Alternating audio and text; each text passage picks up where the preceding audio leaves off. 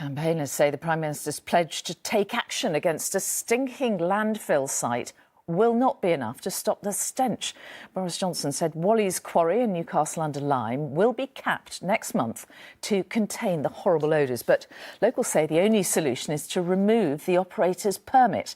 From the site, here's our Midlands reporter, Ellie Pitt. These protesters are neighbours who've joined forces to fight an invisible plague. They say the stench from a landfill near their homes causes headaches, nausea and nosebleeds. Families like Callie's are doing everything they can to keep the smell out, but it's futile. It's just like constantly being imprisoned. We haven't got a life just because we're fearful of going out and breathing air. The smell is a bit like rotten eggs or bins that have been left out in the sun. People living on this estate say it's worse in the early hours of the morning. I'm only about a quarter of a mile from the quarry now, but the smell has been known to travel much further, reaching homes 2 miles away.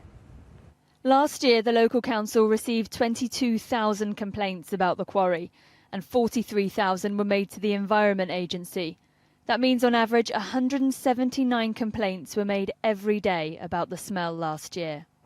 The owners of Wally's quarry say they've been carrying out extensive capping works for some time. This is where the tip is covered up. Capping will begin on site. And yesterday the Prime Minister promised permanent capping. But this won't cover the whole site, so campaigners don't feel it will be enough to stop the stink. He didn't tell us anything that we didn't know. It was just a choreographed theatre to try and appease local voters, and we've seen through it. And the local MP admits government agencies must do more. I would still like to see the permit taken away. I think the Environment Agency needs to be a lot more robust with their enforcement, but the Prime Minister can't dictate that from the dispatch box. The Environment Agency says it's determined to tackle the problems at Wally's quarry, but campaigners have promised to linger as long as the smell. Ellie Pitt, ITV News, Newcastle-under-Lyme.